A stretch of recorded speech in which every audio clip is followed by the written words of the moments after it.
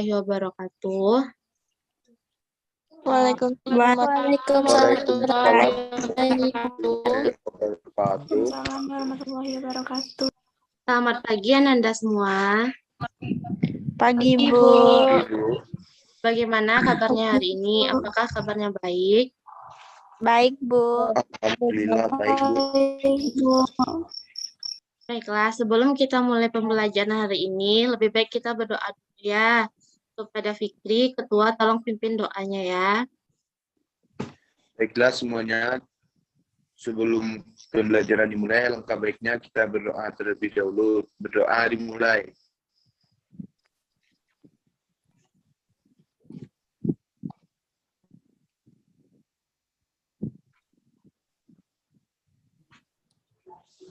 Doa selesai. Baiklah, Ibu akan mengambil absen terlebih dahulu ya. Adinda Talia Salsabila. Hadir, Bu. Adika Muhammad Firdaus. Hadir, Bu. Diva Wulandari. Hadir, Bu. Wah, Diva hadir ya. Novia Putri Yalina. Hadir, Bu. Stafa Arwen. Hadir, Bu. Tasnim Mulia Putri. Hadir, Bu. Yola Donita.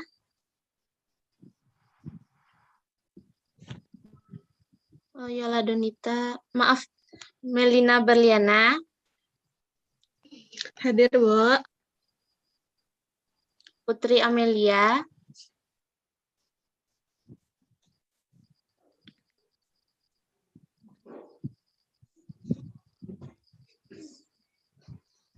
Putri Amelia. Mungkin Putri Amelia kehilangan sinyal ya. Salwa Latifa Arfan. Hadir, Bu. Dendi Mutiara. Hadir, Bu. Rahmatika. Hadir, Bu. Ihsanul Fikri. Hadir, Bu. Ina Agustin. Hadir, Bu. Dan yang terakhir, Wilda Febrianti. Hadir, Bu. Baiklah, berarti kita semua hadir ya. Baiklah, sebelum kita masuk pada pembelajaran hari ini, Ibu mau bertanya terlebih dahulu. Siapa yang masih ingat pembelajaran kita pada minggu lalu?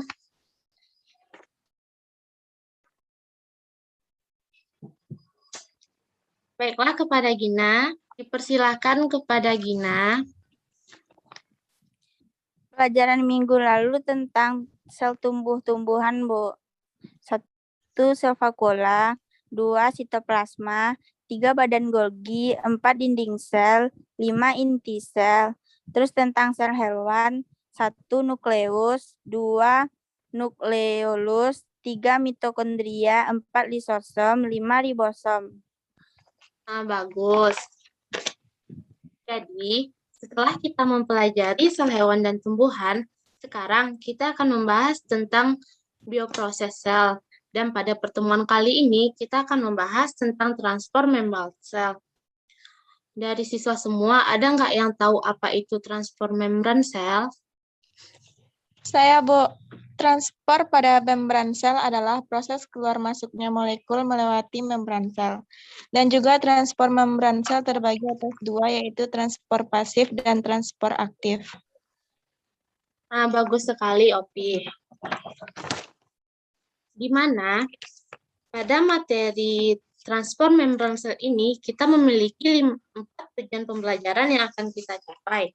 Yang pertama, para peserta didik diharapkan mampu menjelaskan pengertian transport pasif dan transport aktif.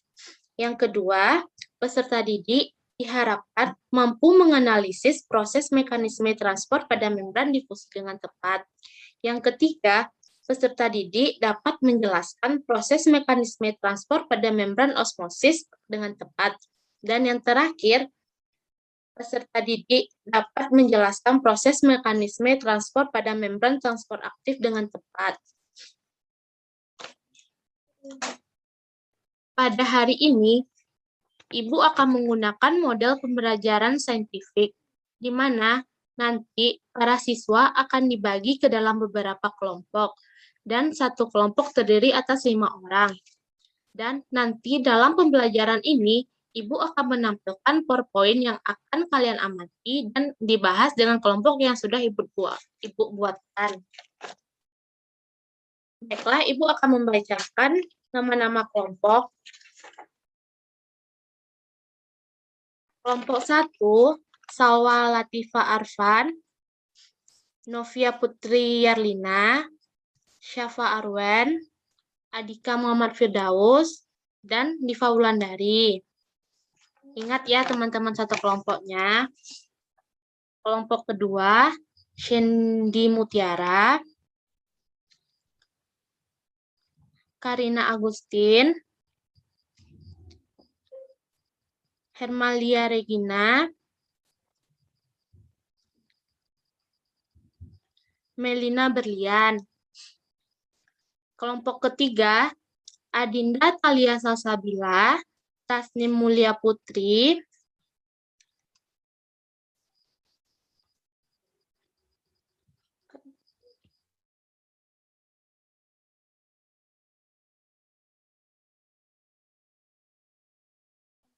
Rahmatika, dan Wilda Febrianti.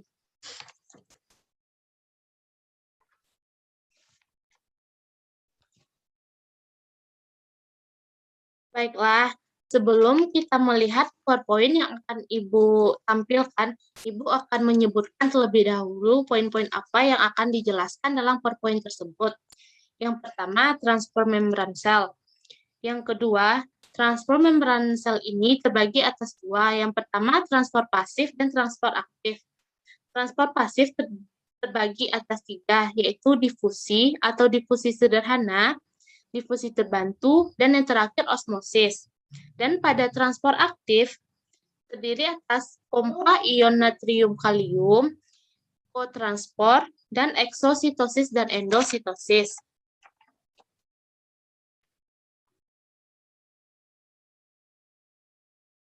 Jadi sekarang Ibu akan menayangkan PowerPoint. Nanti kalian harus memperhatikannya ya. Setelah kalian melihat PowerPoint yang telah Ibu tayangkan, diskusikanlah hasil pengamatan yang kalian lihat ini dengan kelompok masing-masing.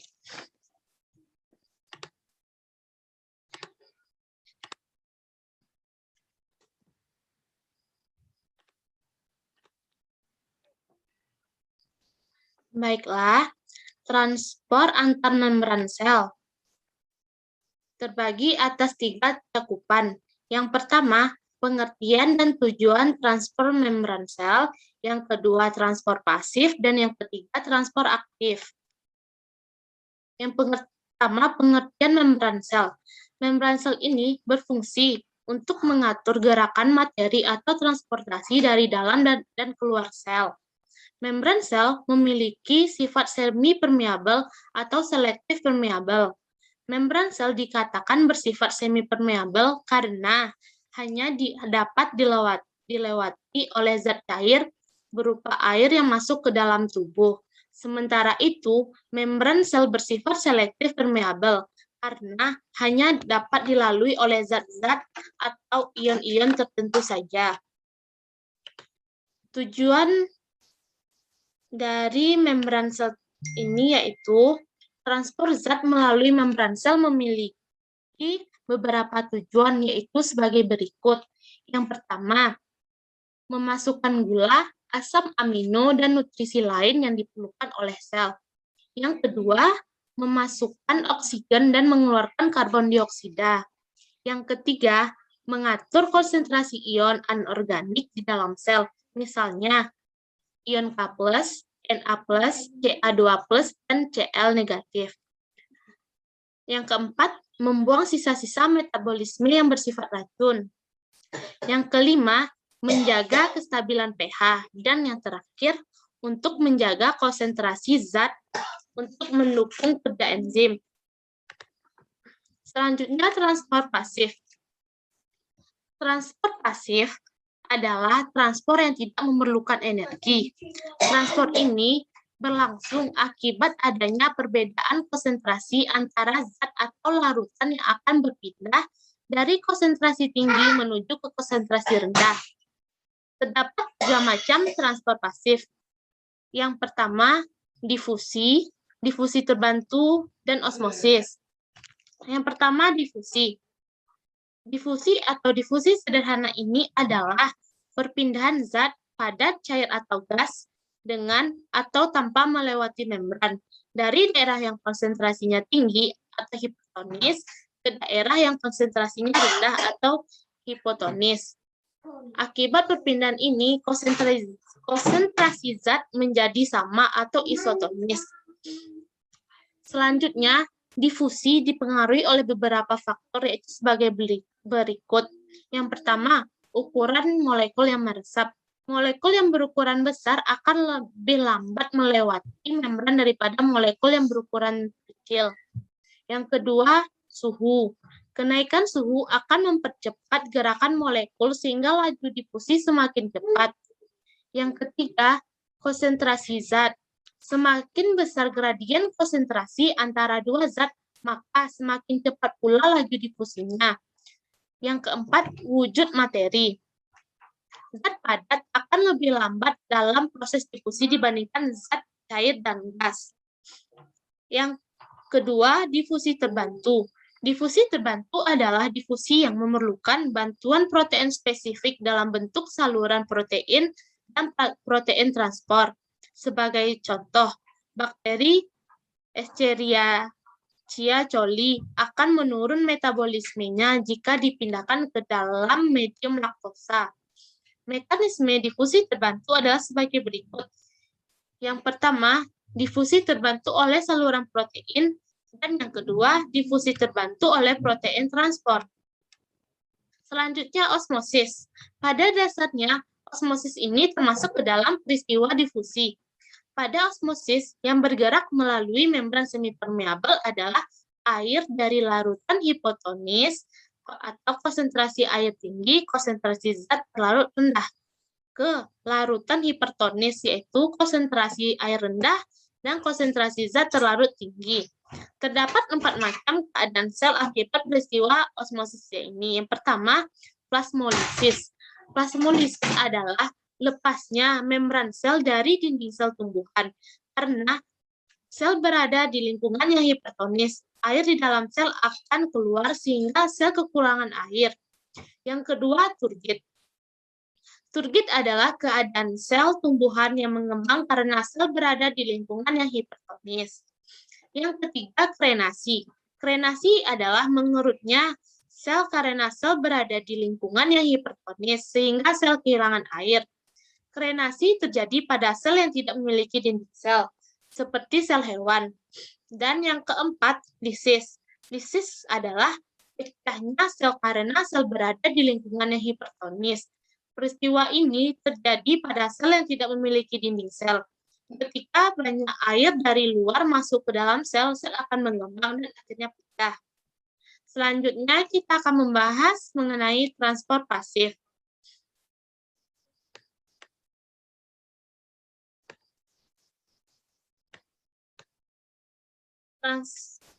Transport aktif.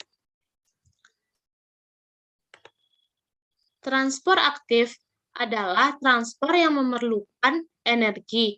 Energi yang digunakan di dalam sel adalah ATP, yaitu energi kimia tinggi yang berasal dari hasil respirasi sel. Pada transport aktif terjadi perpompaan melewati membran yang melawan gradien konsentrasi.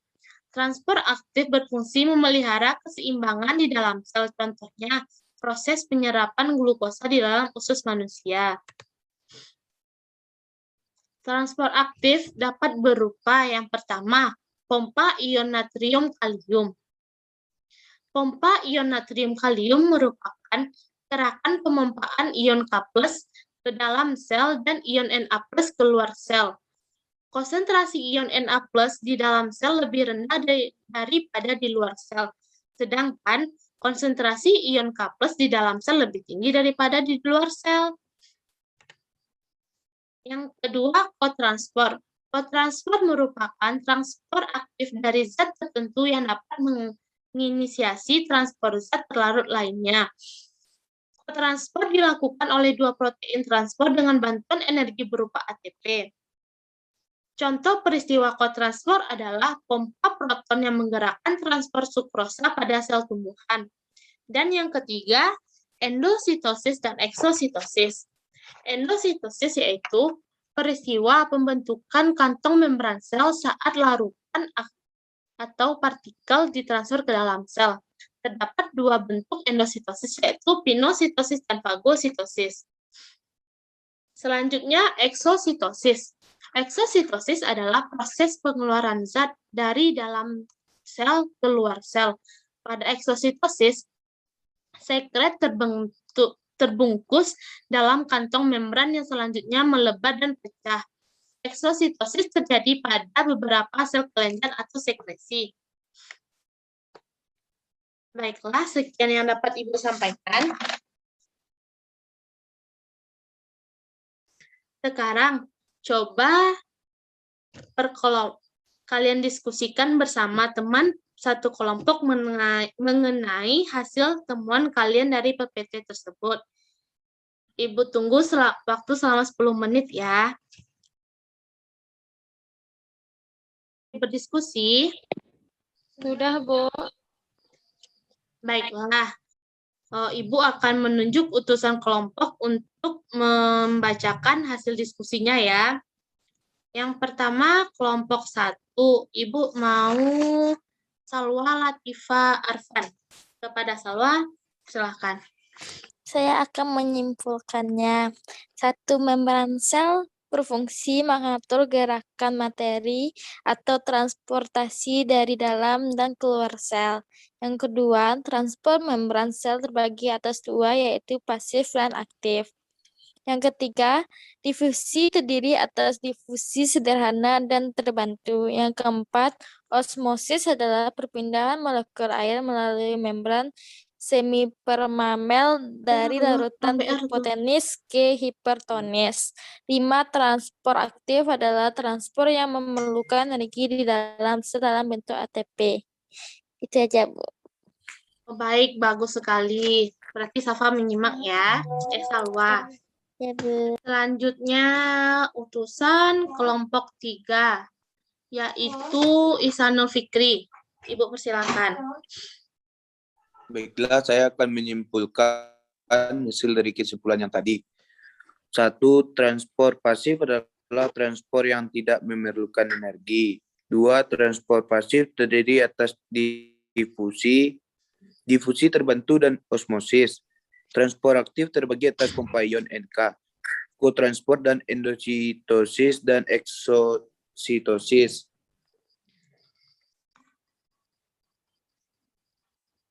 Baiklah, terima kasih Fikri. Nah, begini, adakah ada yang ingin ditanyakan oleh siswa semua?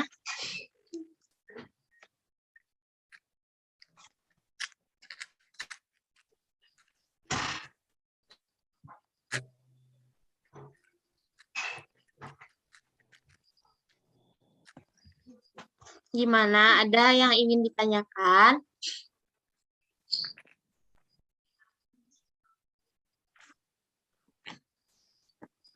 Kelompok 2, apakah ada yang ingin ditanyakan?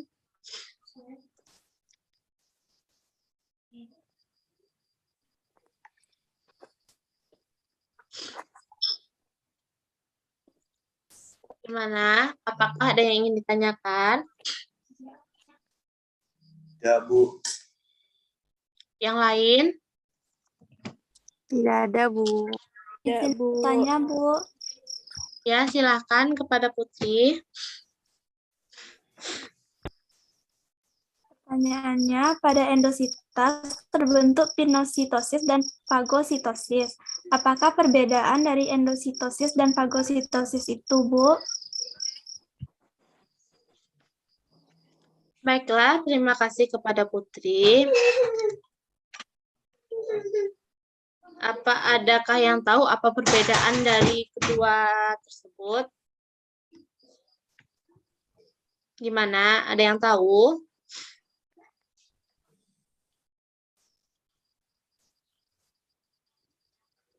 Baiklah, Ibu saja yang menjelaskan ya.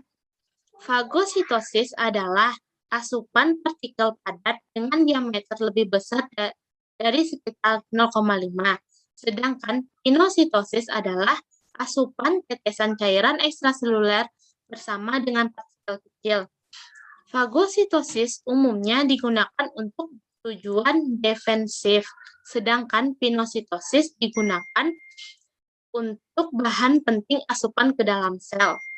Yang ketiga, bentuk fagositosis vesikal yang disebut fagosom, sedangkan bentuk pinositosis vesikal disebut pinosom. Baiklah, apakah Putri mengerti?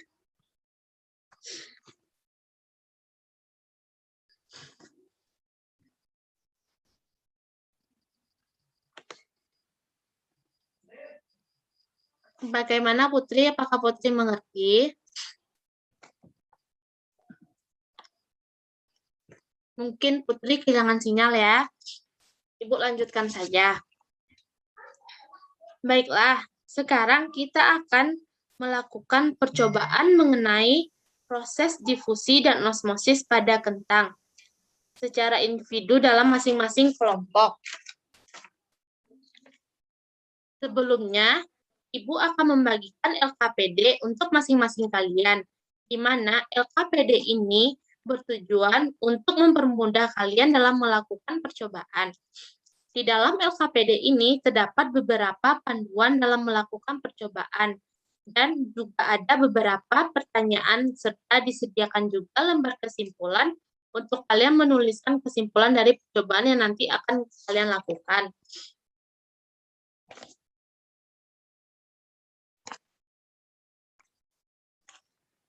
Baiklah, Ibu akan menjelaskan terlebih dahulu prosedur untuk percobaan difusi dan osmosisnya ya.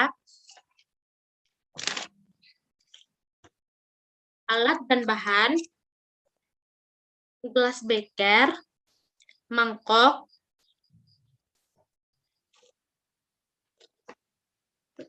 sirup, umbi kentang.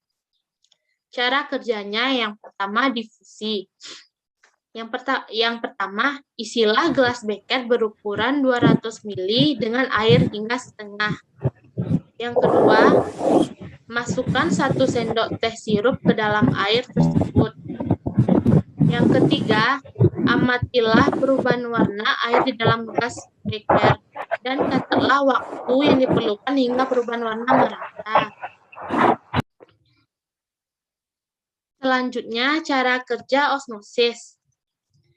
Yang pertama, buatlah tabung dari kentang dengan cara membuat lubang tidak tembus menggunakan pisau atau sendok. Dinding tabung kentang, terutama bagian bawah, ditipiskan dengan cara memotong sebagian kentang dari sisi luar. Pastikan tabung kentang tidak bocor. Yang kedua, masukkan larutan sirup. Dan yang ketiga, masukkan tabung kentang yang berisi larutan sirup ke dalam mangkok atau cawan petri yang telah berisi air. Cara pengamatan pada proses difusi yaitu kalian harus melihat bagaimana perubahan warna air perubahan warna sirup yang terjadi di dalam mangkok tersebut. Dan pada proses osmosis, amatilah, ukur, dan catat kenaikan volume larutan gula atau sirup di dalam gelas tersebut. Hitung waktu awalnya, waktu ketika 10 menit dan 20 menit. Dan amati pula kenaikan larutan gula di dalam kentang. Setelah itu, perhatikan perubahan volume air di dalam gelas beker dan mangkok. Dan yang terakhir, Lanjutkanlah pengamatan terhadap perubahan volume larutan gula dan sirup. Baiklah, apakah Ananda semua mengerti? Mengerti, Kak. Bu. Mengerti, Bu. Mengerti, Bu. Insya Allah mengerti, Bu. Oke, Ibu kasih kalian waktu untuk mengerjakannya ya. Silakan dikerjakan. Nah, Sudah, Bu. baiklah. Sudah, Bu. Coba kalian simpulkan hasil percobaan yang telah kalian lakukan. Ibu tunjuk ya. Yang pertama pada percobaan difusi. Matikan suara. Ibu maunya Sandy Mutiara. Difusi adalah gerakan molekul dari konsentrasi yang lebih tinggi ke konsentrasi yang lebih rendah. Dari hasil pengamatan yang saya dapatkan, perubahan warna air dalam gelas beker memerlukan waktu 5 menit sehingga perubahan warna yang terjadi secara merata. Faktor-faktor yang mempengaruhi difusi adalah suhu dan zat yang berdifusi. Bagus sekali, Sandy.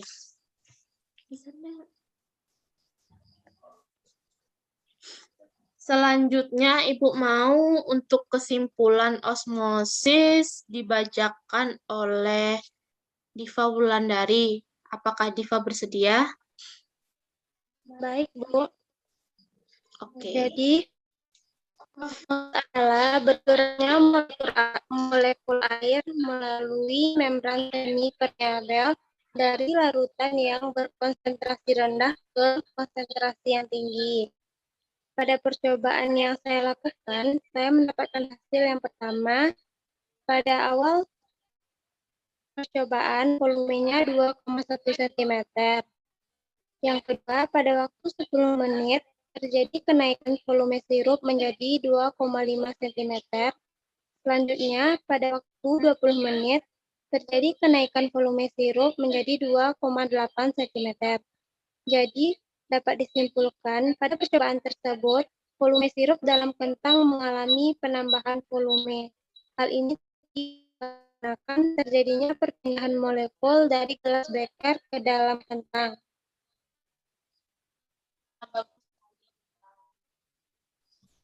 Bagus sekali, Diva. Jadi, dari percobaan yang sudah kalian lakukan tadi, dapat disimpulkan bahwa proses difusi adalah gerakan molekul dari konsentrasi yang lebih tinggi ke konsentrasi yang lebih rendah, yaitu penurunan gradien konsentrasi sampai mencapai keseimbangan dan penyebaran. Selanjutnya ada beberapa faktor yang mempengaruhi difusi, di antaranya suhu dan zat yang berdifusi. Dengan naiknya suhu, energi kinetik yang dimiliki oleh suatu zat menjadi lebih tinggi, sehingga pergerakan molekul zat menjadi lebih cepat. Yang kedua, osmosis. Osmosis adalah bergeraknya molekul air melalui membran semipermeabel atau selektif permeabel dari larutan berkadar rendah menuju larutan berkadar tinggi hingga kadarnya sama. Faktor-faktor yang dapat mempengaruhi osmosis terbagi atas 5. Yang pertama, ukuran molekul, keterlarutan lipid, ketebalan membran, luas permukaan membran, dan faktor suhu. Pada percobaan yang telah kalian lakukan, osmosis air di dalam gelas mengalami kekurangan volume, sedangkan sirup dalam kentang mengalami penambahan volume. Hal ini terjadi dikarenakan terjadinya perpindahan molekul zat dari botol ke dalam kentang. Apakah semuanya dapat memahami apa yang Ibu sampaikan? Paham, Bu. Paham, Bu. Insya Allah paham, Bu. Baiklah, sekarang Ibu mau dari antara kalian menjelaskan kembali apa yang Ibu jelaskan. Kepada Melina Berlian, apakah bisa jelaskan kembali apa yang Ibu sampaikan tadi? Insya Allah bisa, Bu. Ayo. Baiklah, kesimpulannya adalah difusi adalah gerakan molekul dari konsentrasi yang lebih tinggi ke konsentrasi yang lebih rendah. Sedangkan faktor-faktor yang mempengaruhi difusi antara lain ada suhu dan zat yang berdifusi. Selanjutnya ada osmosis. Osmosis adalah bergeraknya molekul air dari membran semipermeabel. Faktor-faktor yang mempengaruhi osmosis antara lain ada ukuran molekul, suhu, dan luas permukaan membran. Mungkin demikian, Bu. Bagus sekali, Melin. Berarti Melin mendengarkan apa kata Ibu sampaikan tadi ya. Baiklah, mungkin hanya itu pembelajaran kita pada hari ini. Dan untuk pertemuan selanjutnya, tolong lebih kalian pahami atau kalian pelajari lagi materi yang akan dibahas untuk minggu depan, yaitu materi reproduksi sel dalam bioproses sel. Untuk LKPD yang telah Ibu berikan tadi akan kita bahas pada minggu depan ya. Tolong kalian selesaikan LKPD yang telah Ibu berikan. Dan untuk minggu depan, Ibu minta kepada Ananda semua agar kalian semua lebih aktif dan lebih semangat lagi belajarnya ya. Baiklah, mungkin sekian pembelajaran kita pada hari ini. Ibu minta untuk ketua kita, Fikri, untuk menutup pembelajaran pada hari ini. Kepada Fikri. Baiklah semuanya, untuk mengakhiri pembelajaran kita pada pagi hari ini, lebih baik kita membacakan hamdalah. Alhamdulillahirrahmanirrahim. Terima kasih ya. Assalamualaikum warahmatullahi wabarakatuh. Waalaikumsalam. Waalaikumsalam warahmatullahi wabarakatuh. Assalamualaikum warahmatullahi wabarakatuh.